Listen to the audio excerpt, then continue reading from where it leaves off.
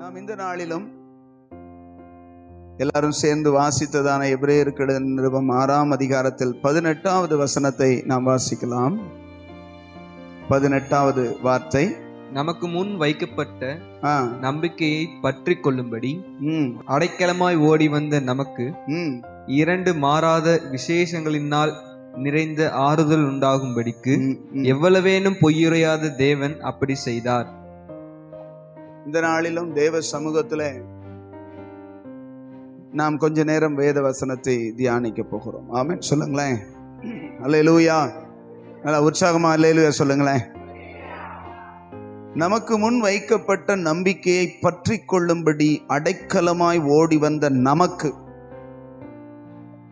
இரண்டு மாறாத விசேஷங்களினால் நிறைந்த ஆறுதல் உண்டாகும்படிக்கு எவ்வளவேனும் பொய்யுரையாத தேவன். அல்லேலூயா. ஆண்டவர் எப்படிப்பட்டவர்? எவ்வளவேனும். சத்தமா சொல்லுங்க பார்க்கலாம். எவ்வளவேனும். எவ்வளவேனும்னா என்ன அர்த்தம்? கொஞ்சம் கூட,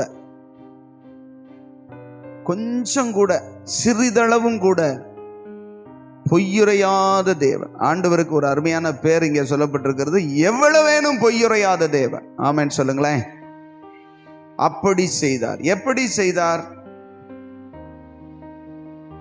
தேவன் எப்படி செய்தார் அப்படின்னா, அவரை பற்றி கொள்ளும்படி நமக்கு முன் வைக்கப்பட்டதான நம்பிக்கையை, நமக்கு ஒரு நம்பிக்கையை கர்த்தர் காட்டியிருக்கிறார். நீ என்னை தேடும் பொழுது அவருடைய நம்பிக்கையை, நமக்கு முன் வைக்கப்பட்ட நம்பிக்கையை பற்றி கொள்ளும்படி அடைக்கலமாய் ஓடி வந்த நமக்கு. ஆமென் சொல்லுங்களேன். அடைக்கலமாய் ஓடி வந்த நமக்கு ரெண்டு மாறாத விசேஷங்களினால் நிறைந்த ஆறுதல் உண்டாகும்படி அப்படின்னு சொல்லப்பட்டிருக்கிறது. அல்லேலூயா. அவரை நம்பி அவரிடத்துல அடைக்கலமா ஓடி வந்த நமக்கு ஒரு ரெண்டு விசேஷத்தை கொடுத்திருக்கிறானா. என்ன விசேஷம்ங்க? கொஞ்சம் பதில் சொல்லுங்க. என்ன விசேஷத்தை வச்சிருக்காராம்?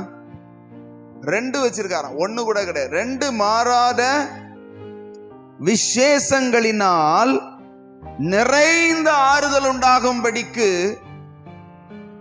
பொய்யுரையாத தேவன் அப்படி செய்திருக்கிறார். ஆமென் சொல்லுங்களேன். அல்லேலூயா. நீங்க இந்த எபிரேயருக்கு எழுதின நிருபம் எழுதப்படும் பொழுது பழைய ஏற்பாடு மட்டும்தான் இருந்தது. புதிய ஏற்பாடு என்ன இல்லை. புதிய ஏற்பாடு அப்படிங்கிறது இல்லை. இதை பல பேர் சொல்லும் போது பழைய ஏற்பாடும் புதிய ஏற்பாடுமாகிய நிறைந்த ஆறுதலை நமக்கு என்ன செஞ்சிருக்கிறார்? தந்திருக்கிறார். இதை சொல்லும் போது புதிய ஏற்பாடு என்ன இல்லை, கிடையாது. ஆமென் சொல்லுங்களேன். அப்படின்னா ரெண்டு மாறாத விசேஷம் அப்படின்னு சொல்லி இருக்கிறார் அந்த நாட்களிலேயே. இப்ப அப்படின்னா நமக்கு ரெண்டு ஏற்பாடு இருக்கிறது. புதிய ஏற்பாடும் பழைய ஏற்பாடும் சேர்ந்து இருக்கிறது. ஆனால் அந்த வார்த்தையை அவர் எழுதும் பொழுது புதிய ஏற்பாடு என்ன செய்யல சொல்லுங்க, கிடையாது. இப்ப அதுக்கப்புறம் தான் இதெல்லாம் இணைச்சாங்க. இதை எழுதும் பொழுது எபிரேயர்களுக்கு ஒரே ஒரு பழைய ஏற்பாடு மாத்திரம்தான் இருந்தது. அவர்களுக்கே சொல்லுகிறார் ரெண்டு மாறாத விசேஷங்கள். அல்லேலூயா. ரெண்டு மாறாத விசேஷங்களை எவ்வளவும் கொஞ்சம் கூட பொய் சொல்லாத தேவன் கொடுத்திருக்கிறார். அல்லேலூயா. அல்லேலூயா சொல்லுங்க. இதை நீங்க புரிஞ்சுக்கிட்டாதான் அடுத்து சொல்ல போற விஷயங்கள் உங்களுக்கு புரியும். தேவன் பொய்யுரையாதவர். அவர் ரெண்டு மாறாத விசேஷங்களை பழைய ஏற்பாட்டுக்காரங்களுக்கே கொடுத்திருக்கிறார். ஆமென் சொல்லுங்களேன். என்ன கொடுத்திருக்கிறார் அப்படின்னா, பழைய ஏற்பாட்டு விசேஷத்தை நீங்க எடுத்து பார்த்தீங்கன்னா, பழைய ஏற்பாட்டில் வாசிங்களேன். மத்தேயு எழுதின சுவிசேஷம் 5ஆம் அதிகாரம். மத்தேயு எழுதின சுவிசேஷம் 5வது அதிகாரம் 17வது வார்த்தையை நாம் வாசிக்கலாம். நியாயப்பிரமாணத்தை ஆனாலும் தீர்க்க தரிசனங்களை ஆனாலும் போதும். பழைய ஏற்பாடு அப்படிங்கும் போது நீங்க எடுத்துக்கொண்டீங்கன்னா 1 நியாயப்பிரமாணம், 5 முதல்ல இருக்கிறதான ஆதியாகமம், யாத்திராகமம், எண்ணாகமம், லேவியராகமம், உபாகமம். இந்த ஆகமங்கள், இது தோரா அப்படிங்கிறது, இதெல்லாம் சேர்ந்து பிரமாணம், சொல்லுங்க, நியாய பிரமாணம். அதுக்கப்புறம் இருக்கிறதெல்லாம் தீர்க்க தரிசனங்கள், சரித்திரங்கள், சங்கீதங்கள், பாட்டுகள் அப்படின்னு இருக்குது. மெயினா சொல்றாரு ஆண்டவர் இயேசு சொல்றாரு, நியாய பிரமாணத்தை ஆனாலும் தீர்க்க தரிசனங்களை ஆனாலும் அப்படின்னு சொல்றாரு. 2 மாறாத விசேஷம் என்னது? நியாயப்பிரமாணம் 1, தீர்க்க தரிசனம் 1. ஆமென் சொல்லுங்களேன். சரி, நம்ம புதிய ஏற்பாட்டு காலத்துல இருக்கிறோமா, பழைய ஏற்பாட்டு காலத்துல இருக்கிறோமா? சொல்லுங்க. புதிய ஏற்பாட்டுக்காரங்களுக்கு புதிய ஏற்பாட்டு பிரமாணம் நமக்கு இருக்கிறது. அல்லேலூயா. பழைய ஏற்பாட்டு பிரமாணம் யாருக்கு? சொல்லுங்க. பழைய ஏற்பாட்டு பிரமாணம் யாருக்கு? கவனிக்கிறீங்களா? என்ன பாருங்க, பழைய ஏற்பாட்டு பிரமாணமானது இஸ்ரவேலர்களுக்கு கொடுக்கப்பட்டது. ஆமென். மோசேயின் மூலமாய் அவர்களுக்கு கொடுக்கப்பட்டது. அப்போஸ்தலனாகிய பவுல் சொல்லும்போது பழைய ஏற்பாட்டு காரியங்கள் முடிவு பெற்றது, புதிய ஏற்பாட்டு காரியங்கள் தான் நமக்கு முக்கியம்னு சொல்றாரு. ஆமென் சொல்லுங்களேன். அப்படின்னா பழைய ஏற்பாடு நமக்கு முக்கியமா, முக்கியம் இல்லையா? புதிய ஏற்பாட்டில் வாழுகிற நமக்கு பழைய ஏற்பாடு எப்படிப்பட்டதா இருக்கு, இதுல கொஞ்சம் ஒரு கிளியரன்ஸ் நமக்கு இருந்தா நம்ம குழம்ப மாட்டோம். ஆமென் சொல்லுங்களேன். இன்னைக்கு ஆண்டவர் நமக்கு ஒரு தெளிவான ஒரு காரியத்தை போதிக்க விரும்புகிறார். அல்லேலூயா. அல்லேலூயா சொல்லுங்க. பழைய ஏற்பாடு யாருக்கு? அப்படின்னா நமக்கு பழைய ஏற்பாடு உண்டா? பழைய ஏற்பாடு அவசியமா இல்லையா?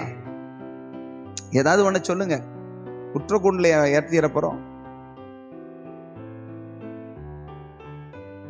பழைய ஏற்பாடு நமக்கு முக்கியமா இல்லையா? புதிய ஏற்பாட்டினுடையதான பிரமாணம் அப்படின்னு சொல்லி இருக்குதா இல்லையா?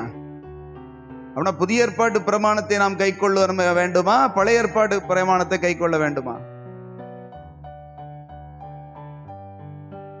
சொல்லுங்க. இங்கிட்டே சத்தமே வரமாட்டேன், இங்கிட்ட இருந்து நிறைய சத்தம் வருது. புதிய ஏற்பாட்டு பிரமாணத்தின்படி நாம் வாழ வேண்டுமா, பழைய ஏற்பாட்டு பிரமாணத்தை நாம் என்ன செய்யணுமா, கை கொள்ள வேண்டுமா?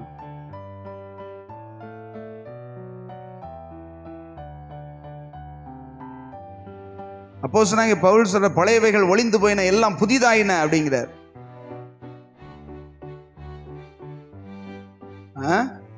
பிரமாணங்கள் எல்லாம் கீழ்ப்படியாதவர்களுக்கும் அடங்காதவர்களுக்கும் அப்படி சொல்றாரா? பழைய ஏற்பாட்டுல நிறைய காரியம், இது புதிய ஏற்பாட்டுல ரோமர்ல சொல்றார், அவ்வளவு காரியங்களை சொல்றார். அப்படின்னா பழைய ஏற்பாடை நாம் ஒதுக்கி விடலாமா? பழைய ஏற்பாட்டினுடைய பிரமாணங்களை தேவன் நமக்கு ஒழித்து விட்டாரா அப்படின்னு கேட்டா இல்ல. ஆமென் சொல்லுங்களேன். இப்ப வாசித்த அதே வசனத்தை நம்ம எல்லாரும் சேர்ந்து அந்த டிஸ்பிளேல வாசிங்க.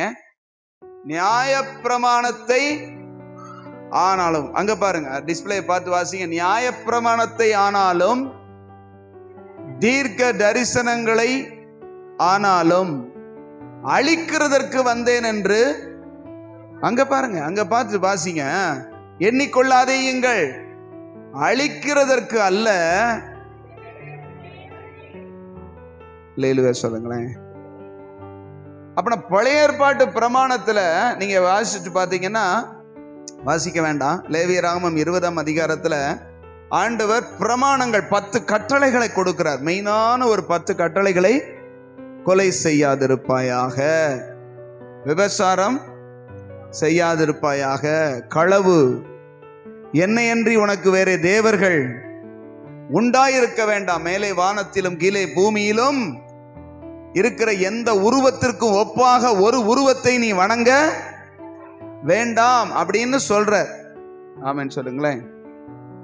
பழைய ஏற்பாட்டு பிரமாணம் அங்கதான் முழுசா சொல்லப்பட்டிருக்கிறது. 10 கட்டளைகளும் மிகவும் தெளிவாய் சொல்லப்பட்டிருக்கு. மற்ற இடத்துல அப்படியே கலந்து இருக்கிறது. அப்படின்னா புதிய ஏற்பாட்டுல நிறைய காரியங்கள் இதற்கு மாறுபட்டதா இருக்கிறது. அதனால புதிய ஏற்பாட்டு பிரமாணத்தை வைத்து கொண்டிருக்கிறவர்கள் பழைய ஏற்பாட்டு பிரமாணத்தை கை கொள்ள வேண்டியதில்லை அப்படின்னு நாம நிறைய நேரங்கள்ல என்ன செஞ்சிடறோம்னா நெக்லெக்ட் பண்ணிடுறோம், ஒதுக்கிடுறோம். ஆனா இயேசு சொல்றாரு, நியாயப்பிரமாணத்தை ஆனாலும் தீர்க்க தரிசனங்களை ஆனாலும் நான் அழிக்க வரல, அதை என்ன செய்ய வந்திருக்கிறேன் சொல்லுங்க. ஏன் அப்படின்னா தேவன் எப்படிப்பட்டவர்னு நம்ம முதல் வசனத்துல வாசிச்சோம். முதல் வசனத்துல நம்ம வாசிக்கும் போது பொய் சொல்லாத தேவன், அப்படி சொல்லல, கொஞ்சம் கூட பொய் சொல்லாத தேவன். எவ்வளவு வேணுமா, எந்த அளவும் கிடையாது, இவ்வளவும் கிடையாது இவ்வளவும் கிடையாது, அவர் பொய்யே சொல்ல மாட்டார். அவனை பொய் சொல்லாத தேவன், பொய்யுரையாத தேவன். நம்ம கை கொள்ளாத விஷயத்தை நம்ம கிட்ட கொடுப்பாரா? கை கொள்ள வேண்டியது இல்லாத விஷயத்தை நம்ம கிட்ட கொடுப்பாரா? அப்படின்னா பழைய ஏற்பாட்டு காலத்துல தேவன் ஒரு பிரமாணத்தை கொடுக்கிறார். ஆமென் சொல்லுங்களேன். அவங்களால அதை கை கொள்ளவே சொல்லுங்க, கை கொள்ள முடிஞ்சதா? யாராவது குற்றமற்றவர்களா இருக்கிறாங்களா? அப்போஸ்தலனாகிய பவுல் சொல்லும்போது சொல்றாரு, நியாயப்பிரமாணத்தின்படி நான் குற்றம் சாட்டப்படாதவன். சாட்டாதவன்னா நான் சாட்டுறது, சாட்ட இனி யாரும் நியாயப்பிரமாணத்தின்படி இந்த பிரமாணத்தை நீ மீறிட்டடா அப்படின்னு என்ன செய்ய முடியாது, சொல்ல முடியாதுன்னு சொன்னான். ஆனா அவன் கொலவெறி பிடிச்சு போய் அலைஞ்சான். உள்ளதா இல்லையா?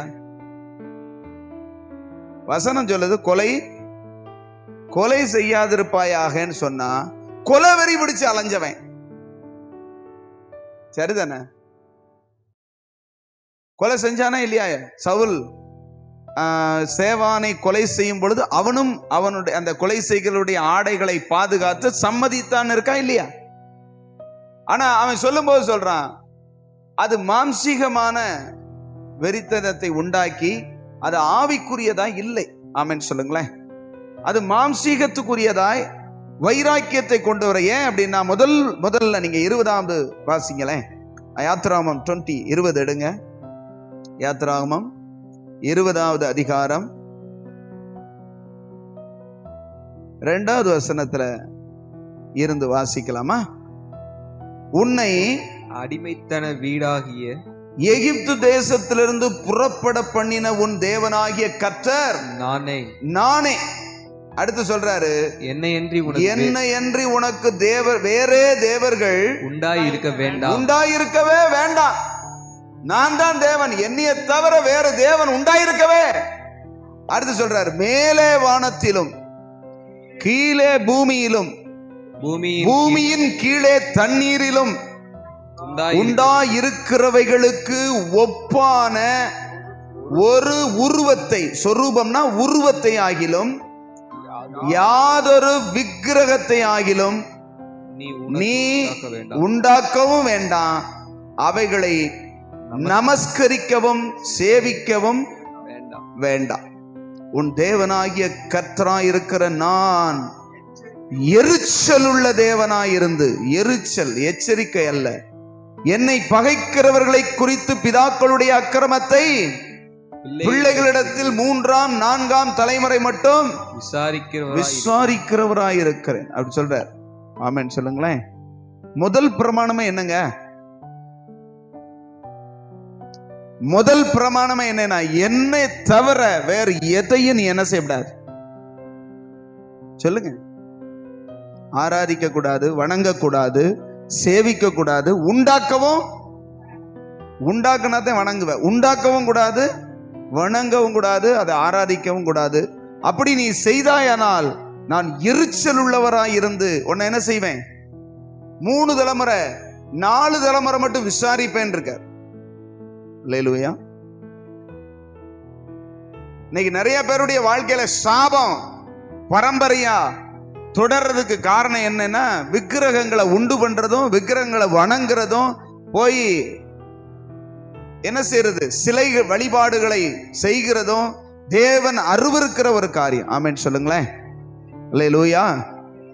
இத அவன் படிச்சதுனாலதான், இதை அவன் கை கொண்டதுனாலதான் ஒரு மனுஷன் தேவன் சொல்லலாமான்னு சொல்லி என்ன செஞ்சான், இயேசு கிறிஸ்துவ கொன்னாங்க. ஒரு மனுஷனை நீ தெய்வம்னு சொல்லலாமான்னு சொல்லிதான் இவன் என்ன செஞ்சான்? வெறித்தனமா யாரு?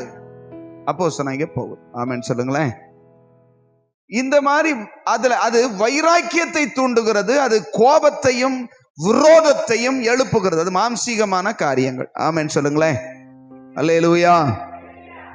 சரி, நான் எதுக்கு சொல்ல வர்றேன் அப்படின்னா, பழைய ஏற்பாடு மாம்சத்துக்குரியதா இருக்கிறது. அதை நம்மால என்ன செய்ய முடியாது? அதை முழுவதுமாய் கை கொள்ள ஒரு மனிதனால் கூடாது. ஆனா இயேசு சொல்றாரு, பிதாவாகிய தேவன், கவனிங்க, என்னை பாருங்க, அல்லேலூயா, முக்கியமான விஷயம். பிதாவாகிய தேவன் ஒருபோதும் பொய் சொல்லாத பரம தகப்பன் சொன்ன விஷயத்தை மனுஷனால முடியல. ஆமென் சொல்லுங்களேன். அல்லேலூயா சொல்லுங்க. நல்ல தேவன் கொடுத்த அந்த பிரமாணத்தை மனுஷன் என்ன செஞ்சிட்டான்? சொல்லுங்க. மீறி அவனால செய்யவே முடியல. மாம்சத்தினால் பலவீனமாய் இருந்ததை செய்யக்கூடாது, செய்ய முடியாது இருந்ததை செய்யும்படிக்கு அப்படி சொல்லப்பட்டிருக்கு ரோமர் 8:1. ஆமென் சொல்லுங்களேன். ரோமர் 8:1 சொல்றாரு, மாம்சத்தினால் பலவீனமாய் இருந்த மாம்சத்தினால் செய்யக்கூடாததை, மனுஷனால கீழ்ப்படிய முடியாததை செய்யும்படி தேவனே இறங்கி வந்து இயேசு நிறைவேற்றி முடித்தார். ஆமென் சொல்லுங்களேன். அல்லேலூயா. நீங்க வாசிச்சு பார்த்தீங்கன்னா, யோவான் சுவிசேஷம் எடுத்து வாசிங்க. சீக்கிரம் எல்லாம் ஒரு மனமா எடுங்க வசனத்தை எடுங்க. யோவான் 8ஆம் அதிகாரம் 46வது வசனத்தை வாசிங்க. என்னிடத்தில் பாவம் உண்டென்று இயேசு கிறிஸ்து சொல்றாரு. பரிசேயர், சதுசேயர் எல்லாரும் இருக்கிறாங்க. என்னிடத்துல பாவம் இருக்குதுன்னு உங்களில் யார் என்னை குற்றப்படுத்த கூடும்? உங்கள யாரா என்ன குற்றப்படுத்த முடியும் கேக்குறார். ஆமென். அல்லேலூயா சொல்லுங்க. ஏன் சொல்றாரு அப்படின்னா, அந்த நியாய பிரமாணத்தின்படியே சகல காரியங்களையும் செய்து முடித்தவர் இயேசு. ஆமென் சொல்லுங்களேன். மனிதனால் நிறைவேற்ற முடியாதவைகளை இயேசு தன்னுடைய வாழ்க்கையில நிறைவேற்றினார். ஆமென் சொல்லுங்களேன். நியாய பிரமாணத்தின்படி ஒரு பயிலும் அவரை கை நீட்டி குற்றம் சொல்லவே முடியல. மனுஷன் அந்த நியாய பிரமாணத்தை கை கொள்ளவே முடியல. இயேசு அதை முழுவதுமா கை கொண்டு பிதா சொன்னதை நிறைவேற்றி முடித்தார். ஆமென் சொல்லுங்களேன். அவர் பிறந்த உடனே 8ஆம் நாள்ல விருத்த சேதனம் பண்ணப்பட்டாரா இல்லையா? ஆமென் சொல்லுங்களேன். அவர் நியாயப்பிரமாணத்தின்படியே செய்தார்கள் இயேசுவுக்கு. அப்படின்னா இயேசு நியாயப்பிரமாணத்துக்கு கீழானவராய் இருந்தார். ஆமென் சொல்லுங்களேன். ஆனா குற்றம் சாட்டப்படாதவராய் இருந்தார். ஆமென். அப்பனா இப்ப நம்ம விஷயத்துக்கு நம்ம நேரடியா வருவோம். நியாயப்பிரமாணத்தில் உள்ளவைகள் எல்லாம், அந்த வசனத்தை வாசிங்க. மத்தேயு 5ஆம் அதிகாரம், சீக்கிரம். மத்தேயு 5:18 அந்த அடுத்த வசனம். வானமும் பூமியும் ஒளிந்து போனாலும் நியாய பிரமாணத்தில் உள்ளதெல்லாம் நிறைவேறும் அளவும் அதில் ஒரு சிறிய எழுத்தாகிலும், ஒரு சின்ன எழுத்தாகிலும், அதில் எழுத்துல இருக்கிற உறுப்பாகிலும் ஒளிந்து போகாதென்று மெய்யாகவே உங்களுக்கு சொல்லுகிறேன். அல்லேலூயா சொல்லுங்களேன். ஆண்டவர் சொல்றாரு, நியாயப்பிரமாணத்துல உள்ளதெல்லாம் நிறைவேறும் அளவும் ஒரு எழுத்துல ஒரு புள்ளியோ கூட மாறாம நிறைவேறியே தீரும் அப்படின்னு சொல்லி நிறைவேற்றினார். தன் சரீரத்திலே நிறைவேற்றினார். ஆமென் சொல்லுங்களேன். அல்லேலூயா. அப்படின்னா நாம் பழைய ஏற்பாட நிறைவேற்ற நம்முடைய மாம்சத்தினால முடியாதிருந்ததை இயேசு நிறைவேற்றினார். அவரை விசுவாசிக்கிறதுனால நாமும் அதை நிறைவேற்றுகிறோம். ஆமென் சொல்லுங்களேன்.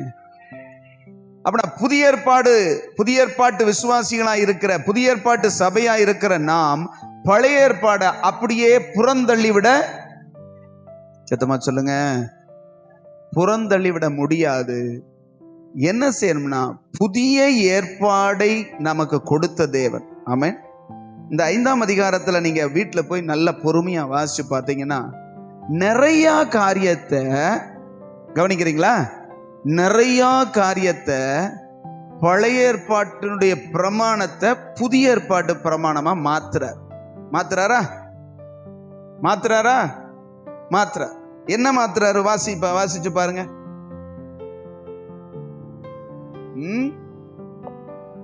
22 வாசிக்கலாமா? 21 வாசிங்க.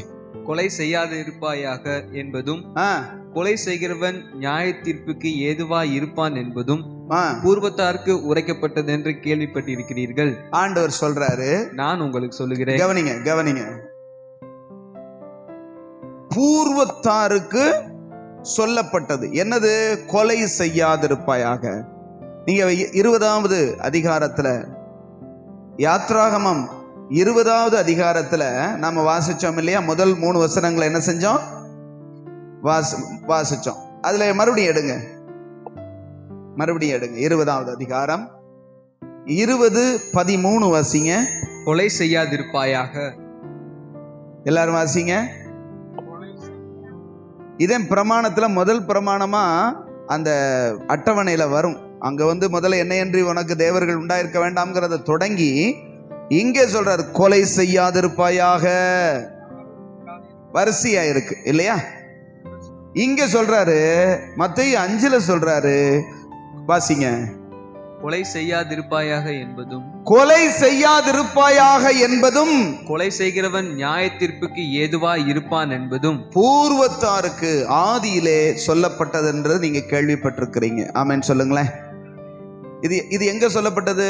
நியாயப்பிரமாணத்துல சொல்லுங்க. நியாயப்பிரமாணத்துல 10 கட்டளைகள்ல ரொம்ப முக்கியமான கட்டளை. ஆண்டவர் சொல்றாரு, நான் உங்களுக்கு சொல்லுகிறேன். 22ல என்ன சொல்றாரு? 22ல சொல்ற, நான் உங்களுக்கு சொல்லுகிறேன், தன் சகோதரனை நியாயமில்லாமல் கோபித்துக் கொள்பவன் நியாய தீர்ப்புக்கு ஏதுவாயிருப்பான். இப்ப நான் என்ன சொல்றேன்னா, பழைய ஏற்பாட்டுல என்ன சொல்லப்பட்டிருக்குது? நியாயப்பிரமாணம் என்ன சொல்லுது? எனக்கு பதில் சொல்லுங்க, கவனிங்க. பழைய ஏற்பாட்டுல கொலை செய்யாத, கொலை செஞ்சா நியாய தீர்ப்பு. ஆமென். புதிய ஏற்பாட்டுல மாத்துறாரு. என்ன செய்யறாரு? கொஞ்சம் சேஞ்ச் பண்றாரு. நீ கொலை செய்யாதேன்னு சொன்னா நீ என்ன செய்ய மாட்ட? கொலை செய்ய மாட்ட. ஆனா இருதயத்துல வஞ்சகமும் கசப்பும் வைராக்கியமும் தன்னுடைய சகோதரன் மேல கோபமும் எரிச்சலும் வச்சிருக்கிற, அது அதை விட மோசம்டான்னு சொல்லி ஆண்டவர் ஆவிக்குரியதா என்ன செய்கிறார்? மாத்துறார். இப்ப என்ன சொல்றாரு? தன் சகோதரனை, அந்த நியாயம் இல்லாமல்ங்கிறத விட்டுருங்க. நியாயம் இல்லாமல்ங்கிறத இது எக்ஸ்ட்ரா சேர்த்திருக்கிறாங்க, மூல மொழிபெயர்ப்புல கிடையாது. சரியா? அதை விட்டுட்டு வாசிங்க.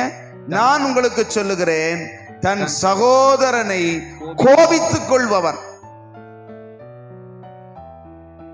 நியாய தீர்ப்புக்கு ஏதுவா இருப்பான்.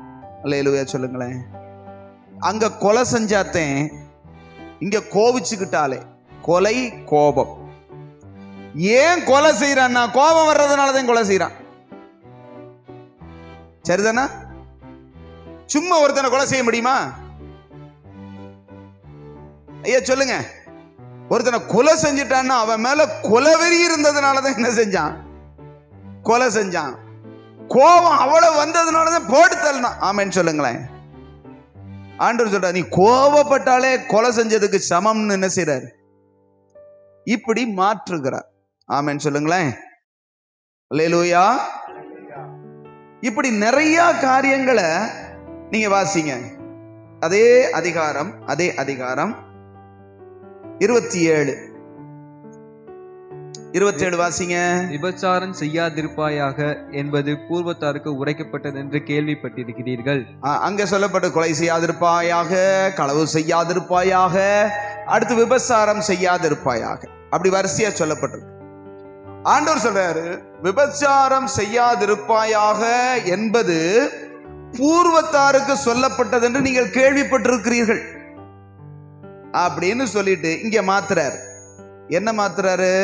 நான் உங்களுக்கு சொல்லுகிறேன். 28ல சொல்ற, நான் உங்களுக்கு சொல்றேன், ஒரு ஸ்திரீயை, ஒரு பெண்ணை இச்சையோட பார்க்கிற எவன், தவறான கண்ணோட்டத்தோடு பார்க்கிற எவனும் தன் இருதயத்தில் தன்னுடைய மனசுல தன்னுடைய இருதயத்துல அவளோட அந்த பெண்ணோடு விபசாரம் செய்தாயிற்று. அல்லேலூயா. கவனிக்கிறீங்களா? உள்ள போகுதா வசனம்? மாத்துகிறார். ஆமென். 5:22 சொல்றாரு, நான் மாத்துறேன். ஏன் அவன் பழைய ஏற்பாடுக்காரன் என்ன செஞ்சான் தெரியுமா உங்களுக்கு? பழைய ஏற்பாடுக்காரன் என்ன விபச்சாரம் தானே செய்யக்கூடாது. விபச்சாரம்னா என்ன அப்படின்னா, அடுத்தவனுடைய மனைவியவோ இன்னொருவருடைய பொருளையோ நாம் என்ன செய்யறது? இப்ப தாவீது என்ன செஞ்சான்னா, உப்பரிகையின் மேல போன வாரத்துல பார்த்தோமே உலாவிக்கிட்டு இருந்தா, அடுத்தவனுடைய மனைவியை பார்த்து அழகை பார்த்து ரசிச்சு அவளை தன் மனைவியாய் ஆக்கும்படி அவன் உயிரோடு இருக்கும் போது, யாரு? அந்த மனைவியினுடைய புருஷன் உரியா உயிரோடு இருக்கும் போதே இவன் தன் மனைவியாய் ஆக்கி கொண்டது விபச்சாரம். ஆமென் சொல்லுங்களேன். இது பாவம்னு ஆண்டவர் சொல்லியிருக்காரு. இவன் ரொம்ப தெளிவா செய்வான். அடுத்தவன் மனைவியை அபகரிச்சா தானே, ஒரு சிறிய தவறான கண்ணோட்டத்தோடு பார்த்தா தானே, இந்த மனைவி இருக்கட்டும் அந்த மனைவி இருக்கட்டும், பல மனைவிகள் 1000 மனைவியை தேர்ந்தெடுத்தான். ஆமென் சொல்லுங்களேன். புரியுதா உங்களுக்கு? விபச்சாரம் தான் ஏன் செய்யப்படாது? இத்தனை மனைவி தான் வச்சிருக்கணும் நீ சொல்லி இருக்கிறான் பழைய ஏற்பாடு காலத்துல. ட்ரிக்கும் அந்த நம்ம ஒரு ஒரு அரசியல் தலைவர் சொல்லுவார், சட்டம் என்பது இருட்டறை, அதுல ஏகப்பட்ட ஓட்டைகள் இருக்குமா, ஓட்ட வழியா வந்துருவானா. புரியுதா உங்களுக்கு? சட்டம் போட்டாச்சுன்னா சட்டத்துல ஓட்டைகள் இருக்கும், அந்த ஓட்ட வழியா என்ன செஞ்சிருவான்? தப்பிச்சிருவான். விபச்சாரம் செய்யாதன்னாரு, விபச்சாரம் தானே செய்யப்படாது. அவளை எனக்கு பிடிக்குது, அவளை மனைவி ஆக்கிரு. இவளை பிடிக்குது, இவளை மனைவி ஆக்கிரு. இவளை பிடிக்குது, இவளை இப்படி 1000 மனைவியை தேர்ந்தெடுத்து. அல்லேலூயா சொல்லுங்களேன். ஆதியில் தேவன் ஒருவனுக்கு ஒருத்தியைத்தான் உண்டாக்குனார். ஆமென் சொல்லுங்களேன்.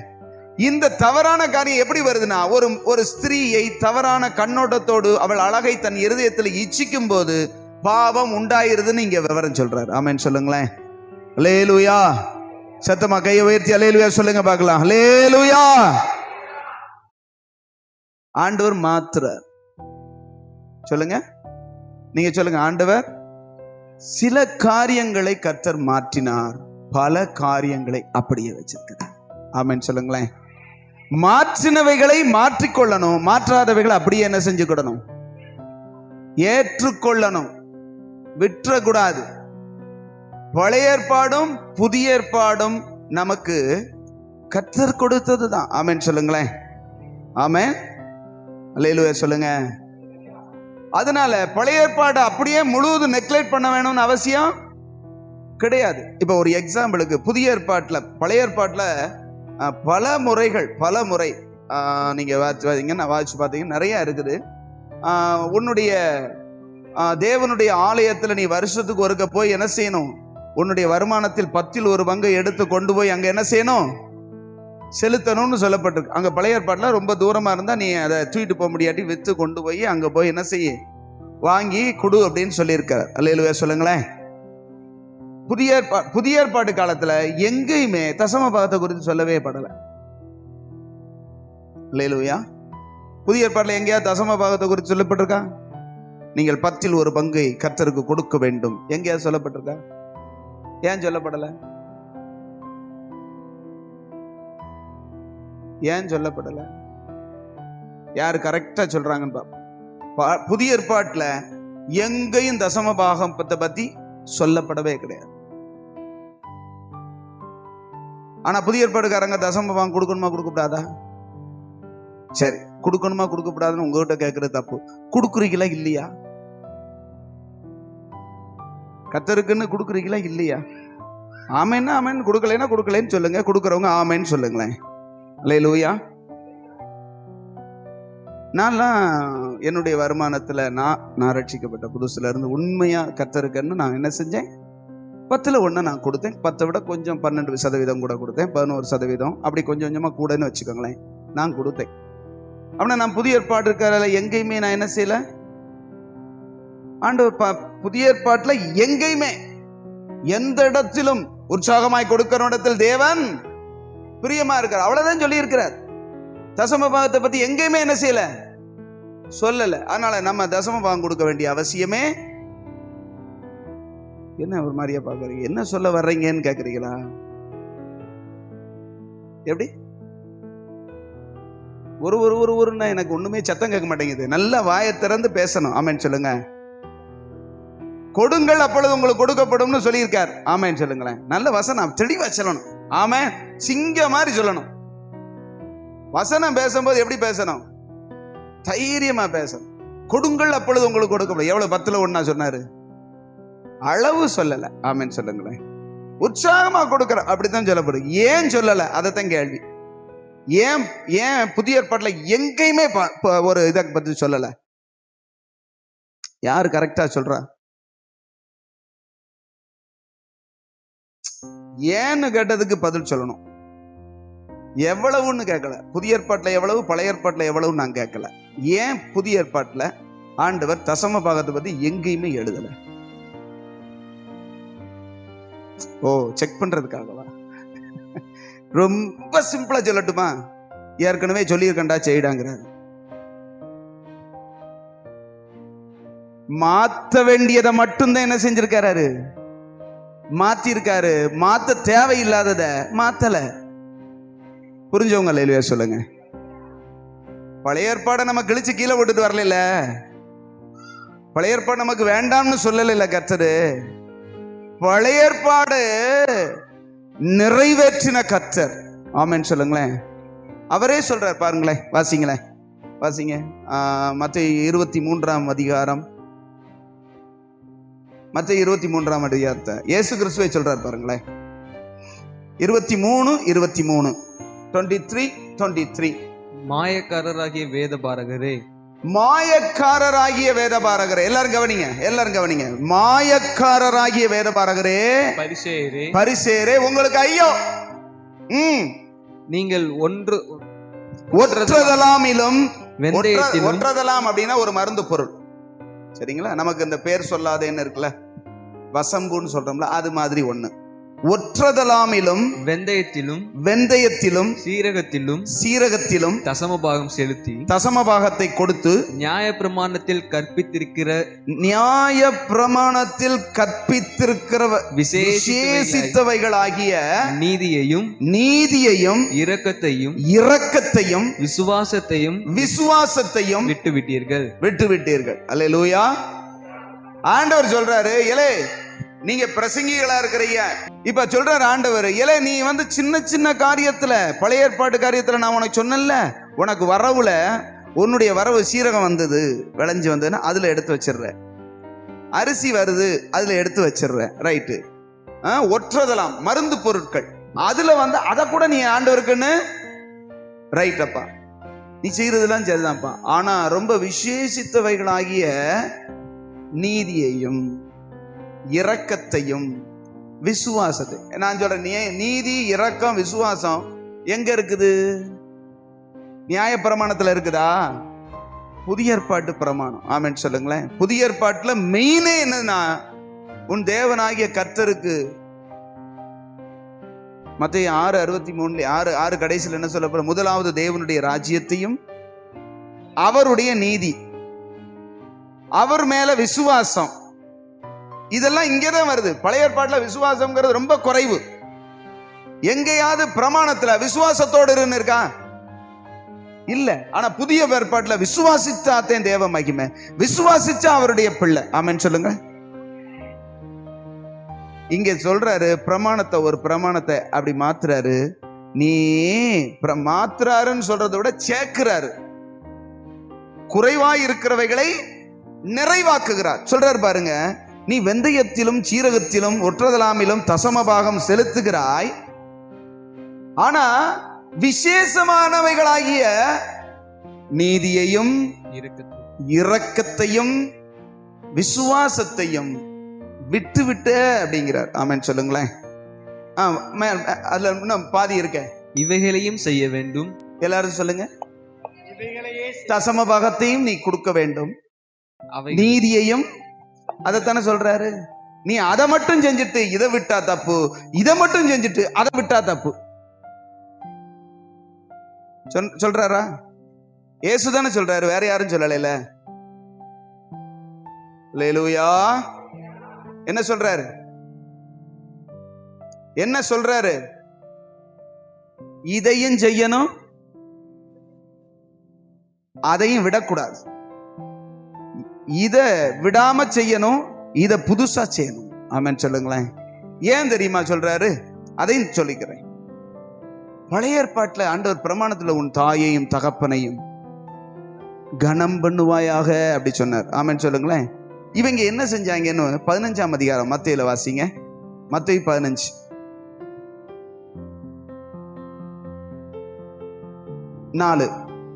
மத்தேயு 15:4. உன் தகப்பனையும் உன் தாயையும் கனம் பண்ணுவாயாக. கொஞ்சம் கவனிங்க.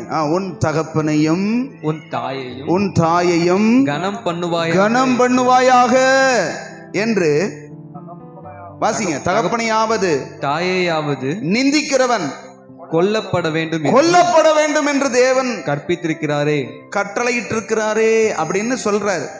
ஆனா அடுத்த வசனம், நீங்களோ எவனாகிலும் தகப்பனையாவது, எவனாகிலும் சொல்றாரு. நீங்கள் சொல்றீங்க எவனாகிலும் தகப்பனையாவது தாயையாவது நோக்கி உனக்கு நான் செய்யத்தக்க உதவி எது உண்டோ. அப்பாவையும் அம்மாவையும் பார்த்து வயசான காலத்துல கேட்கறாங்களா, உனக்கு நான் ஏதாவது செய்யணுமா, என்ன செய்யணும் அப்படின்னு கேட்கறாங்களா. அதை காணிக்கையாக கொடுக்கிறேன். உனக்கு ஏதாவது தேவை இருக்கா? ஆமாடா, இடிய பார்க்கணும்டா, நான் கஷ்டப்படுறேன்டா, இந்தா ஒரு காணிக்கை எப்படி அல்ல சொல்லுங்களேன். இந்தா ஒரு 100 ரூபாய் எப்படி. இது பேர் குர்பான். சொல்லுங்க. குர்பான் என்னும் அங்க சொல்லப்பட்டிருக்கா? அப்படி சொல்லப்படலையோ? இன்னொரு இடத்துல சொல்லப்பட்டிருக்குது. வாசிங்க அத. எவனாகிலும் தகப்பனையாவது தாயாவது நோக்கி உனக்கு நான் செய்யத்தக்க உதவி எது உண்டோ அதை காணிக்கையாக கொடுக்கிறேன் என்று சொல்லி, அது பேர் குர்பான் இன்னொரு இடத்துல இருக்குது. காணிக்கையாக கொடுக்கிறேன் என்று சொல்லி தன் தகப்பனையாவது தன் தாயையாவது கனம் பண்ணாமலே போயிட்டாலும் அவனுடைய கடமை தீர்ந்தது என்று போதி, அவன் மேல குற்றமும் கிடையாது, அவன் செய்ய வேண்டியதை செஞ்சிட்டான்னு இவன் புதுசா உடான்ஸ் விடுறாங்க. அல்லேலூயா சொல்லுங்க. அல்லேலூயா. தகப்பனையும் தாயையும் கனம் பண்ணணும்னு ஆண்டவர் சொன்னாரு.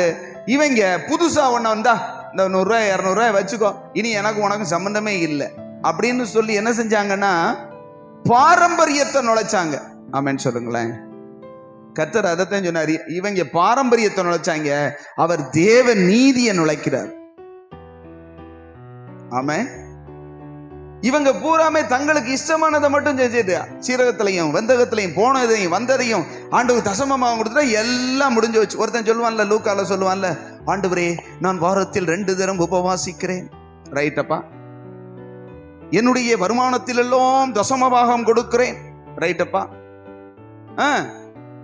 வேற நான் நிக்கிறேன் பாரு, ஒரு அவன் பேர் என்னது, ஆயக்காரன், அவனை போல் நான் இல்லாததினால் ஸ்தோத்தரிக்கிறேன். பெருமை இருக்கு. ஓகே. அவனை மாதிரி நான் என்ன செய்யல, இல்ல நான் அப்படி இருக்கேன் இப்படி இருக்கேன். இந்த பெருமை ஒண்ணு போதும்ல உனக்கு, நான் ஏத்து நிக்க. ஆமென் சொல்லுங்க. விசேஷித்தவைகளாகிய தாழ்மை இல்ல, விசேஷித்தவைகளாகிய தேவனுடைய நீதி இல்ல, விசேஷித்தவைகளாகிய விசுவாசம் இல்ல, சுயநீதி. ஆமென்.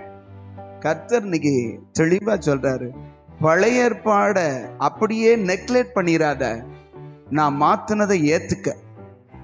சொல்லுங்க. சத்தமே கேட்க மாட்டேங்குதே. நான் மாத்தினத நீ ஏத்துக்க, மத்தத அப்படியே ஏத்துக்க. ஆமென் சொல்லுங்களேன். ஆண்டவர் மாற்ற வேண்டியதெல்லாம் மாற்றிட்டாரு. பழைய ஏற்பாட்டுல நிறைய காரியங்களை கர்த்தர் மாற்றி இருக்கிறார். ஆமென் சொல்லுங்களேன். பழைய ஏற்பாட்டில் சொல்ல, உன் சத்ருவை பகைப்பாயாக, உனக்கு அடுத்தவனை சிநேகித்து, அப்படின்னா உன்னைய நேசிக்கிறவனை நேசித்து உன் சத்ருவை பகைப்பாயாக. என்ன ஆண்டவர் சொல்றார் புதிய ஏற்பாட்டில், உன் சத்ருவை சிநேகிப்பாயாக. அல்லேலூயா சொல்லுங்க. மத்தேயு 5ஆம் அதிகாரத்தில் சொல்றாரா? வாசிங்க. அதே 5ஆம் அதிகாரம் தான், 5:43. உனக்கு அடுத்தவனை சிநேகித்து, உனக்கு அடுத்தவனா உன்னை நேசிக்கிறவன, உனக்கு பிரியமானவன, உன்னோடு கூட ஒட்டி இருக்கிறவன சிநேகிச்சு உன் சத்துருவை பகைப்பாயாக என்று சொல்லப்பட்டதை கேள்விப்பட்டிருக்கிறீர்களே. பழைய ஏற்பாட்டில் என்ன சொல்ல, சத்துருவை சொல்லுங்க, எல்லாம் சொல்லுங்க. சத்துருவை சத்தமா சத்துருவை பகைப்பாயாக. பழைய ஏற்பாடு. இப்ப ஆண்டவர் சொல்றாரு, வாசிங்க. நான் உங்களுக்கு சொல்லுகிறேன், உங்கள் சத்துருக்களை சிநேகியுங்கள். உங்களுக்கு சத்துருவா இருக்கிறவன சிநேகியுங்கள். மாத்துறாரா? மாத்துறாரா? மாத்துனா ஏத்துக்கிடணும். பழைய ஏற்பாட்டுல சொல்லி இருக்கல, சத்துருவை பகைப்பாயாக அப்படின்னு சொல்லி இருக்குது. அதனால நான் எனக்கு பிடிக்காதவங்களை எல்லாம் பகைக்கிறேன்னு சொன்னா தப்பு, தப்பு. புதிய ஏற்பாட்டுல எதை மாத்தினாரோ அதை ஏத்துக்கிடணும். ஆமென் சொல்லுங்களேன். மாத்தாதத அப்படியே நாம செய்ய ஒத்துக்கிடணும். அல்லேலூயா, அல்லேலூயா சொல்லுங்க. இங்க ஆண்டவர் 23 சொல்றாரு, தெளிவா சொன்னாரு, அதையும் செய்யணும் இதையும் விடக்கூடாது. பக்கத்துல கையப்படி சொல்லுங்க, அதையும் செய்யணும். சொல்லுங்க, கையப்படி சொல்லுங்க, அதையும் செய்யணும். சொல்லுங்க, வாயை திறந்ததே சொல்லுங்க, அதையும் செய்யணும் இதையும் விடக்கூடாது. இது யாரு சொன்னா? இயேசு சொன்னார். ஐயா, தசமபாகம் கொடுக்கிறது, காணிக்க கொடுக்கிறது பழைய ஏற்பாடு. புதிய ஏற்பாட்டுல நீதியும் தேவனுக்கு பிரியமானதையும் செய்கிறது தான் புதிய ஏற்பாடு. ஆண்டவர் சொல்ற, நீ அதையும் செய்யணும் இதையும் விடக்கூடாது. அல்லேலூயா சொல்லுங்க. பழைய ஏற்பாடையும் படிக்கணும், புதிய ஏற்பாடையும் படிக்கணும். பழைய ஏற்பாட்டின்படியும் நம்ம வாழ சில காரியங்களை ஒப்பு கொடுக்கணும், புதிய ஏற்பாட்டின்படியும் வாழ நம்ம முழுவதுமா ஒப்பு கொடுக்கணும். ஆமென் சொல்லுங்களேன். அல்லேலூயா. பழைய ஏற்பாடு படி தான் தசம பாகம்ங்க, அதெல்லாம் வேண்டாம்ங்க அப்படின்னு நம்ம ஒதுக்க முடியும். ஒதுக்குனா ஒதுக்கிட்டு போகலாம். ஆண்டவர் சொல்லுவார், நீ செய்யறியாகும் விட்டுரும்பார். ஆமென் சொல்லுங்களேன். அல்லேலூயா. குற்றப்படுத்துவாரா? பழைய ஏற்பாட்டின்படி தான். நீங்க புதிய ஏற்பாட்டுல எங்கேயுமே தசம பாகம்னே இல்லை. ஏழைக்கு இறங்குறவன் கர்த்தருக்கு கடன் கொடுத்தா திருப்பி கொடுப்பாருன்னு வசனம் சொல்லுது. ஆமென் சொல்லுங்களேன். ஏழைகளுக்கு இறங்குகிறவனுக்கு கர்த்தர் திருப்ப கொடுப்பாராம். அப்படின்னா உனக்கு பொக்கிஷம் சேர்றதுக்கும் உன்னை ஆசீர்வதிக்கிறதுக்கும் கர்த்தருக்கு உரியவைகளை கர்த்தர் கொடுக்கணும். ஆமென் சொல்லுங்களேன். கர்த்தருக்கு உரியவைகள், அவருடைய மதிப்பை யாருக்கும் கர்த்தர் என்ன செய்ய மாட்டாரு, எங்கேயும் விட்டு கொடுக்க மாட்டாரு. அல்லேலூயா. நம்முடைய வருமானத்துல நாம பழைய ஏற்பாட்டின்படி 10ல் 1 தரலைனா, என் மனைவி சொன்ன மாதிரி புதிய ஏற்பாட்டுல உனக்கு போக மிச்சத்தை எல்லாம் கொடுன்னா நம்மளால முடியுமா? நீ 1ஆப்புல உட்காராதவன் 10ஆப்புல போய் படிச்சிருவியா அப்படின்னு அர்த்தம். ஆமென் சொல்லுங்க. புதிய ஏற்பாட்டு பிரமாணம் என்ன அப்படின்னா, விதைக்கிறவனுக்கு விதையையும், வாசிங்க கொரிந்தியர். புதிய ஏற்பாட்டு பிரமாணம் என்னன்னா வாசிங்க, 2 கொரிந்தியர் 9:10 சொல்லப்பட்டிருக்கு இல்லையா? வாசிங்க. விதைக்கிறவனுக்கு விதையையும் புசிக்கிறதற்கு ஆகாரத்தையும் அளிக்கிறவர் உங்களுக்கு விதையை அளித்து உங்ககிட்ட விதையை கொடுத்து அதை பெருக பண்ணி உங்கள் நீதியின் விளைச்சலை வர்த்திக்க செய்வார். ஆமென் சொல்லுங்களேன். என்ன சொல்றாரு? விதைக்கிறவனுக்கு விதை கொடுக்கிறாரு, புசிக்கிறவனுக்கு ஆகாரத்தை கொடுக்கிறாரு. உங்களுக்கு எதை கொடுக்கிறாரா அது சொல்லப்பட்டிருக்கு பாருங்க. முழுசா போடுங்க, டிஸ்பிளே பண்ணுங்க. முழு வசனத்தை போடுங்க. உங்களுக்கு விதைக்கிறவனுக்கு விதையையும் புசிக்கிறவனுக்கு ஆகாரத்தையும் அளிக்கிறவர். உங்களுக்கு புசிக்கிறது கொடுக்கிறாரா, விதைக்கிறது கொடுக்கிறாரா? விதையத்தையும் கொடுக்கிறார். ஆமென் சொல்லுங்க. நம்ம கையில விதை நெல்லை வச்சுக்கிட்டு பூராத்தையும் வாயில போட்டா என்ன அர்த்தம்? ஆமென். விதை நெல்லை விதைக்கணும், புசிக்கிறதுக்கு நமக்கு தருவார். ஆமென் சொல்லுங்களேன். கர்த்தர் தெளிவாதான் வசனத்தை எழுதி வச்சிருக்கிறாரு. புசிக்கிறவனுக்கு ஆகாரத்தை தான் தருவாரு, விதைக்கிறவனுக்கு விதைய தருவார். அப்படி விதைச்சா என்ன நடக்கும்? நீதியின் விளைச்சல் உண்டாகும். அல்லேலூயா. விதைக்காதவனுக்கு சொல்லுங்க, விதைக்காதவனுக்கு என்ன வரும்? ஆகாரம் மட்டும் கிடைக்கும். ஆனா விதைச்சவனுக்கு அறுவடை கிடைக்கும். பக்கத்துல சொல்லுங்க, புசிச்சா ஆகாரம் தருவார், விதைச்சா அறுவடை தருவார். எனக்கு அறுவடையே வரமாட்டேங்குது, எனக்கு பூராமே அறுவடையே இல்லாம அப்படியே புசிக்கிறதுக்கு மட்டும்தான் கர்த்தர் தருகிறார், எனக்கு சாப்பாட்டுக்கு மட்டும்தான் கர்த்தர் தருகிறார்னா விதைக்க பழகுடா. ஆமென் சொல்லுங்க. பக்கத்துல பார்த்து சொல்லுங்க, விதைக்க பழகணும், விதைக்க பழகணும். ஆமா, அந்த காடு கிடக்கு, போய் அங்க போய் விதைச்சிட்டு வந்துடாதீங்க, நான் அதை சொல்லலை. விதைக்க பழகணும்னு சொன்னாங்களே, அங்க போய் நான் போய் விதைக்கிறதுக்கு வேலைக்கு போறேன்ட்டு போயிடாதீங்க, நான் அந்த விதைப்ப சொல்லலை. கர்த்தர் நமக்கு கொடுக்கிறதை கர்த்தருக்கென்று விதைக்கும் பொழுது கர்த்தர் அறுவடையை தருகிறார். ஆமென் சொல்லுங்களேன். எல்லாருக்கும் இது பொருந்தும், யாருக்கும் இல்லை. பழைய ஏற்பாட்டுல இருந்தாலும் சரி, புதிய ஏற்பாட்டுல இருந்தாலும் சரி, கர்த்தருக்கு கர்த்தருடையவைகளை கொடு. அந்த நீங்க வேணா பாருங்களேன், ஆண்டவர் அந்த பழைய ஏற்பாட்டுல சொன்னார் இல்லையா, பழைய ஏற்பாடு கடைசி காலத்துல அந்த மத்தேயுக்கு முன்னாடி மல்கியா 3ஆம் அதிகாரம் கடைசியில சொல்றாரு பாருங்க. 3ஆம் அதிகாரம் 9வது வசனத்துல வாசிங்க. 8-9 வாசிங்க. 8-9. மனுஷன் தேவனை வஞ்சிக்கலாமா? மனுஷன் தேவனை வஞ்சிக்கலாம். எல்லாரும் கவனமா இருங்க. மனுஷன் தேவனை வஞ்சிக்கலாமா? நீங்களோ என்னை வஞ்சித்தீர்கள் அப்படின்னு ஆண்டவர் சொல்றார். உடனே இவங்க கேட்கிறாங்க, எதிலே வஞ்சித்தோம் என்கிறீர்கள்? ஆண்டவர் சொல்றார், தசம பாகத்திலும் காணிக்கைகளிலும் தானே. நீங்கள் சபிக்கப்பட்டவர், சாபத்தில் இருக்கிறீங்க. கர்த்தராகி ஜனத்தாராகிய நீங்கள் எல்லாரும் என்னை வஞ்சித்தீர்கள் அப்படின்னு சொல்லி யார சொல்றாருன்னா, பாபிலோன் தேசத்துல அடிமையா இருந்து 70 வருஷத்துக்கு அப்புறமா வந்த புதிய ஜனங்களுக்கு பழைய ஏற்பாட்டின்படி என்ன செய்யல, முறைமை தெரியாம, எதையுமே கர்த்தருக்குன்னு கொடுக்காம, வர வேலை செய்ய சாப்பிட, வர வேலை செய்ய. எங்க இருந்து வந்தாங்க? அவங்க மூதாதையர்கள், அதாவது முன்னோர்கள் ஆண்டவர் சிறைச்சாலைக்கு அனுப்பிட்டார். எங்க? சிறையிருப்புக்கு அனுப்பிட்டார். 70 வருஷம் ஆச்சு. 70 வருஷத்துல 2 தலைமுறை வந்துருமா வராதா? 30 வருஷத்துல ஒரு தலைமுறை, அடுத்து 30 வருஷத்துல இன்னொரு தலைமுறை, கடைசியில புதிய தலைமுறை இங்க வந்தா பழசு ஒண்ணுமே தெரியல, மறந்துருச்சு, அவங்களுக்கு சொல்லி தரல. புது ஜெனரேஷன் பிறந்தது பாபிலோன் தேசம், அவங்களுக்கு அந்த மரமா தான் தெரியுது.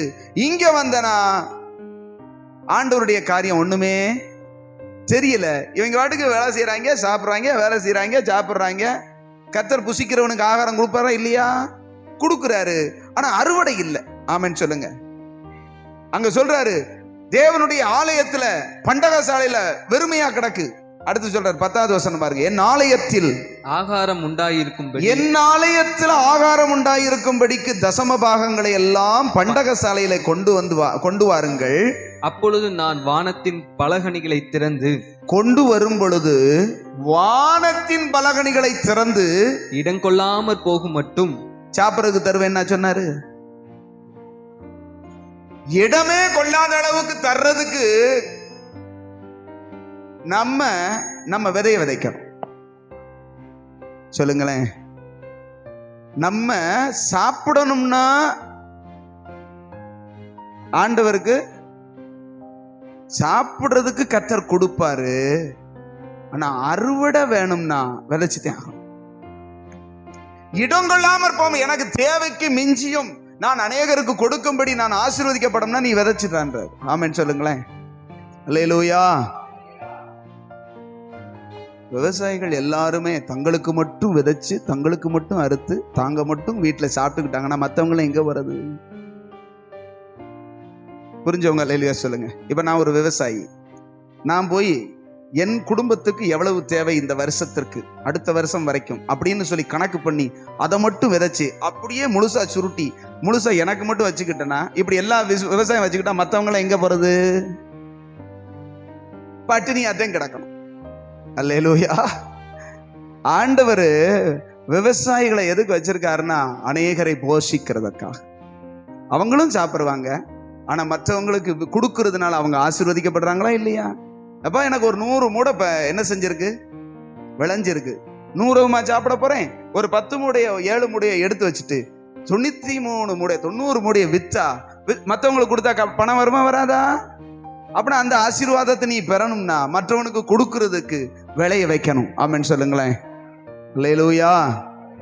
அதனால ஒரு எக்ஸாம்பிளுக்கு நான் சொல்றேன், பழைய ஏற்பாட்டுல சொல்லப்படாததை நம்ம செய்ய வேண்டிய அவசியம் இல்லை, புதிய ஏற்பாட்டுல சொன்னதை விட வேண்டிய அவசியம் கிடையாது.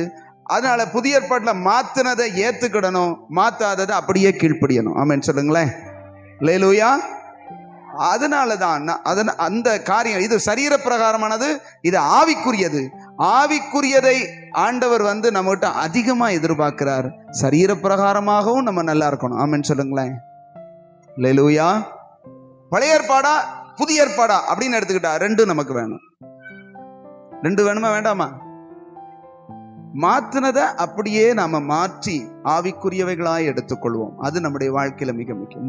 மிக முக்கியமானது நீதியும், சொல்லுங்க, நீதியும் இரக்கமும், மற்றவர்களுக்கு உதவி செய்யும். ஆமென் சொல்லுங்களேன். விசுவாசம், விசுவாசம் இல்லாட்டி ஒருத்தனும் விதைக்க முடியாது. நான் சில நேரங்கள்ல ஆச்சரியப்படுறது உண்டு. என்ன அப்படின்னா, சில கடைகளுக்கு போவேன். சில கடைகள் வெளியூர்கள்ல, அது அத்துவான காட்டுல கடை இருக்கும். அவன் சுட்டு வச்சிருக்கிற வடையும், அவன் ஆட்டி வச்சிருக்கிற மாவும், அவன் பிணைஞ்சு வச்சிருக்கிற புரோட்டா மாவும், அடே எப்படா இதை விற்ப, யாரும் உங்ககிட்ட ஆர்டர் கொடுத்தாங்களான்னு கேட்டா இல்ல, விசுவாசத்தோடு பிணைஞ்சு வச்சிருக்கான். ஆமென் சொல்லுங்களேன். விசுவாசத்தோடு வடைய போட்டு வச்சிருக்கான், விக்கும். நான் சொல்றது விளங்குதான்? யாராவது என்கிட்ட 100 வடைக்கு ஆர்டர் கொடுத்தாத்தே 100 வடைக்கு மாவு ஆட்டுவேன்னா இவன் உருப்படி உடைச்சிருவானா? என்னைக்கு வெறும் சட்டியவே வச்சுக்கிட்டு இருக்கான்னு வைங்களேன். வெறும் சட்டியை எண்ணெயை ஊத்தி என்ன திருப்பி ஊத்திடலாம், பத்த வைக்க கூட இல்லை. எவன் வடை கேட்கிறானோ அவனுக்கு மட்டும்தான் நான் ரெடி பண்ணுவேன்னு சொல்ல முடியுமா? யாருமே கேட்கல. யாரும் வருவாங்களா வரமாட்டாங்களா, யாரு சாப்பிடுவா தெரியாது. ஆனா போட்டு போட்டு அவன் அடுக்கி வச்சிருக்கான். ஆமென் சொல்லுங்களேன். நான் சொல்றது சரியா இல்லையா? நான் அப்படி பல நேரங்களை யோசிச்சது உண்டு. அவனுக்கு இருக்கிற விசுவாசம் நமக்கு கிடையாது. வித்துருமியா அப்படிமா யாரு சாப்பிட, யாராவது கத்தர் கொண்டு வருவார். அவன் கத்தர்னு சொல்ல மாட்டான், வருவாங்க.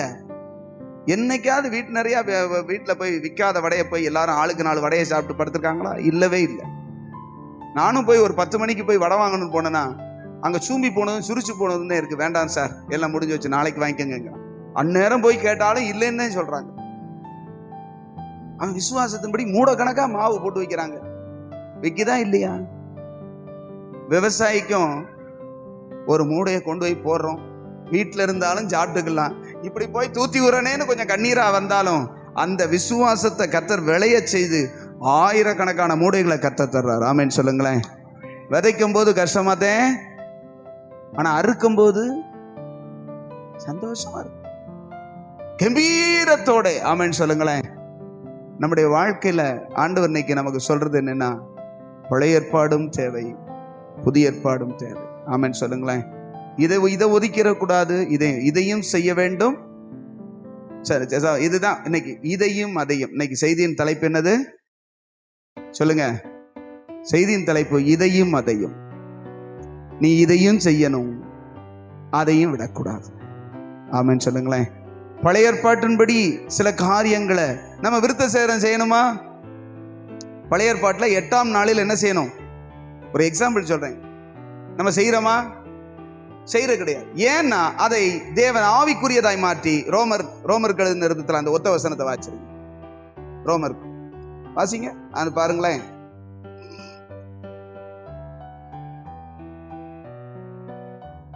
இருபத்தி 2:28. ஆதலால் புறம்பாக யூதனானவன் யூதனே கிடையாது, புறம்பாக மாம்சத்தில் செய்யப்படும் விருத்த சேதனம் அல்ல, உள்ளத்தில் யூதனானவனே யூதன், எழுத்தின்படி உண்டாகாமல் ஆவியின்படி இருதயத்தில் உண்டாகும் விருத்த சேதனமே, ஆவியின்படி இருதயத்தில் உண்டாகும் விருத்த சேதனமே விருத்த சேதனம். அல்லேலூயா சொல்லுங்களேன். பழைய ஏற்பாட்டுல 8ஆம் நாள்ல ஆண் பிள்ளைகளுக்கெல்லாம் விருத்த சேதனம் செய்யணும். ஆனா நம்ம செய்கிறது இல்லை. ஏன்னா இது ஆவியின்படியான வாழ்க்கை. மாத்திட்டாரா? ஆமென் சொல்லுங்க. நிறைய காரியங்கள் அங்க பலி செலுத்தப்பட வேண்டும். ஒரு பாவம் செஞ்சுட்டா என்ன செய்யணும்? ஒரு ஆட்டுக்குட்டிய, ஒரு கண்ணுக்குட்டிய அல்லது ஒரு புறா குஞ்ச, மாவை கொண்டு போய் பலி செலுத்திய பழைய ஏற்பாடு. புதிய ஏற்பாடு என்னது?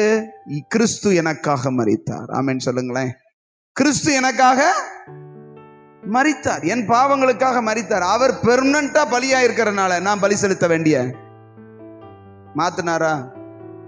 அல்லேலூயா சொல்லுங்க. நான் ஒவ்வொன்றா சொல்லிக்கிட்டு போனேன் அப்படின்னா அப்புறம் பைபிளை முழுவதும் சொல்லணும். நீங்க கவனிச்சுக்கங்க.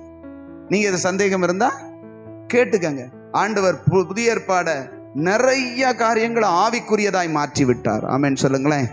மாற்றாத ஒரு சில காரியங்கள் இருக்கிறது, அதை அப்படியே ஏற்றுக்கணும். ஆமென் சொல்லுங்களேன்.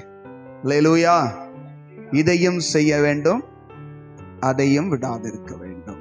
நம்ம எல்லாம் ஜெபிப்போம் ஆண்டவர் சமூகத்துல. நம்முடைய ஆண்டவர் எப்பொழுதும் பொய் சொல்லுகிறவர் அல்ல, எவ்வளவேனும் பொய்யுரையாத தேவன். ஆமென் சொல்லுங்களேன். ஹல்லேலூயா. எல்லாம் முழங்கால் படியிடும். ஆண்டவர் சமூகத்தில் எல்லாம் முழங்கால் படியிட்டு, கர்த்தாவே உமக்கு ஸ்தோத்திரம், ஸ்தோத்திரம், நன்றி அப்பா. எல்லாம் எழும்பி நிற்கலாமா? ஆண்டவர் சமூகத்தில் அப்படி எழும்பி நில்லுங்க, எழும்பி நில்லுங்க. ரொம்ப நேரமா, ஒரு மணி நேரமா உட்கார்ந்து இருக்கிறீங்க ஆண்டவர் சமூகத்தில். ஹல்லேலூயா, ஹல்லேலூயா. கொஞ்சம் கூட பொய் சொல்ல மாட்டார் ஆண்டவர். அவருடைய வார்த்தைகள் எல்லாம் நிறைவேறியே ஆகும். அவருடைய வார்த்தைகளில் ஒன்றையும் தெய்வம் இயேசு கிறிஸ்து அழித்து, பழைய ஏற்பாட அழிச்சிட்டு புதிய ஏற்பாட கொடுக்க வரல, நிறைவேற்றுகிறதற்காக வந்தார். நம்மால மனிதனால செய்ய முடியாததை அவரே நிறைவேற்றி, அவரே செய்து முடித்து, அவரே நமக்காக சிலுவையில ஏறி எல்லாவற்றையும் செய்தார். ஹல்லேலூயா, ஹல்லேலூயா, ஹல்லேலூயா. எனக்காகவே யாவையும் செய்து முடித்தீ, நன்றி நன்றி ஐயா. உங்களுக்காகவும் எனக்காகவும் ஆண்டவர் சகலத்தையும் செஞ்சு முடிச்சிட்டார். ஆமென் சொல்லுங்களேன். ஹல்லேலூயா. எனக்காக என்னால செய்ய முடியாம போனதை பூரா அவர் செஞ்சிட்டார். ஆமென் சொல்லுங்களேன். செய்ய முடிஞ்சதை நீ செய்டாங்கிறார். ஆமென் சொல்லுங்களேன். செய்ய முடிஞ்சதை, செய்யக்கூடியதை நீ செஞ்சிரு. உன்னால நிறைவேற்ற முடியாததை நான் நிறைவேற்றுகிறேன். ஹல்லேலூயா, ஹல்லேலூயா.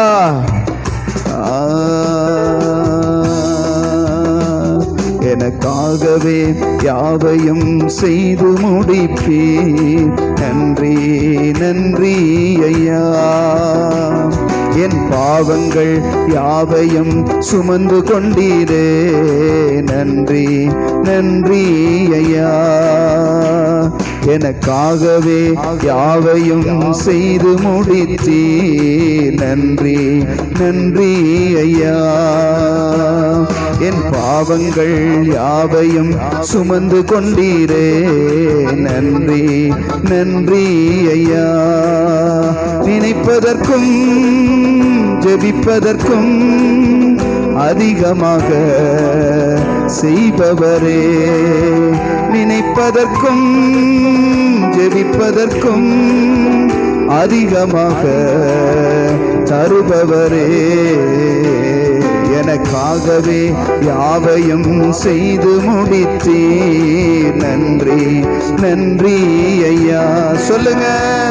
என் பாவங்கள் யாவையும் சுமந்து கொண்டீரே,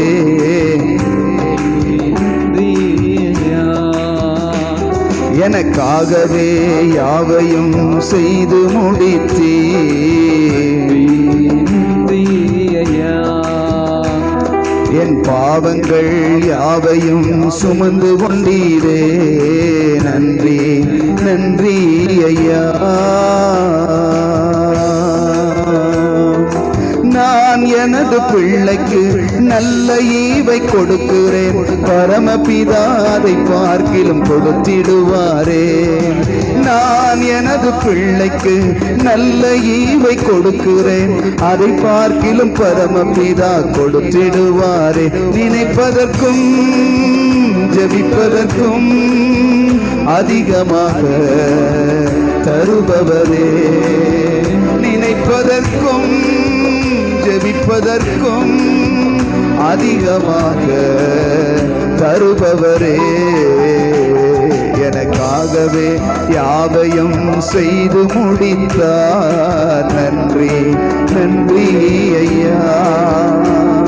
என் பாவங்கள் யாவையும் சுமந்து கொண்டீரே, நன்றி நன்றி ஐயா. அன்றாடம் வேண்டிய ஆகாரம் தாருமே, தீமை என்னை கணுகாமல் காக்கும் தெய்வமே. அன்றாடம் வேண்டிய ஆகாரம் தாருமே, தீமை என்னை அணுகாமல் காக்கும் தெய்வமே. நினைப்பதற்கும் ஜெபிப்பதற்கும், நினைப்பதற்கும் ஜெபிப்பதற்கும் அதிகமாக தருபவரே, அதிகமாக தருபவரே. எனக்காகவே யாவையும் செய்து முடித்தார். நன்றி நன்றி ஐயா, நன்றி சொல்லுவோம். என் பாவங்கள் யாவையும் சுமந்து கொண்டீரே.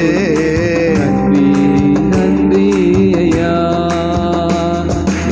ஆபிரகாமை அழைத்தீரே, ஆசீர்வாதம் கொடுத்தீரே, அதுபோல என்னை நீர் ஆசீர்வதியும். ஆமென். ஆபிரகாமை அழைத்தீரே, ஆசீர்வாதம் கொடுத்தீரே, அதுபோல என்னை நீர் ஆசீர்வதியும். நினைப்பதற்கும் ஜெபிப்பதற்கும், நினைப்பதற்கும் ஜெபிப்பதற்கும் அதிகமாக தருபவரே, அதிகமாக தருபவரே. எனக்காகவே யாவையும் செய்து முடிப்பீர். நன்றி நன்றி. என் பாவங்கள் யாவையும் சுமந்து கொண்டீரே. நன்றி நன்றி ஐயா. ஆபிரகாமை அழைத்தவர் உங்களை என்னை அழைத்திருக்கிறார். அவருடைய பிள்ளையாய் இருக்கும்படி அழைத்திருக்கிறார். ஆமென் சொல்லுங்களேன். பழைய ஏற்பாடு காலத்துக்கு முந்தின காலத்திலேயே ஆபிரகாம் ஒருவனாய் இருக்கையில் அழைத்து அவனை ஆசீர்வதித்தார். அவன் என் இருதயத்துக்கு ஏற்றவன் என்று சொன்னான். அவன் கர்த்தர் சொல்லவே இல்லை, அவன் தசம பாகங்களை எல்லாம் ஆமென் தேவனுடைய ஆசாரியனுக்கு கொடுத்தான்னு சொல்லப்பட்டிருக்கிறது. ஆமென் சொல்லுங்களேன். கர்த்தர் அவனை எப்பொழுது ஆசீர்வதித்தார்? ஆமே, அவருடைய சொல்லுக்கு கீழ்ப்படிந்த பொழுது, அவருடைய வார்த்தைக்கு கீழ்ப்படிந்த பொழுது. ஹல்லேலூயா. நன்றி ஆண்டவரே. எங்களையும் நீங்க அழைச்சிருக்கீங்க. சொல்லுங்க, எங்களையும் தெரிந்து கொண்டிருக்கிறீங்க. நாங்க உமக்கு பிரியமானதை செய்ய, நீங்க எங்களுக்கு சொல்லுகிறத செய்ய, நீங்க எங்களுக்கு சொல்லி இருக்கிறத செய்ய எங்களுக்கு உதவி செய்யுங்க ஆண்டவரே. எங்க குறைந்த அறிவுல, சொல்லுங்க, எங்க குறைந்த அறிவுல ஆண்டவரே எங்களுக்கு விளங்குனத நீங்க எங்களுக்கு விளக்கி கொடுக்கிறத நாங்க செஞ்சு உங்க நாமத்தை மகிமைப்படுத்த, உங்களால நாங்க ஆசீர்வதிக்கப்பட ஆண்டவரே எங்களுக்கு உதவி செய்யுங்கப்பா.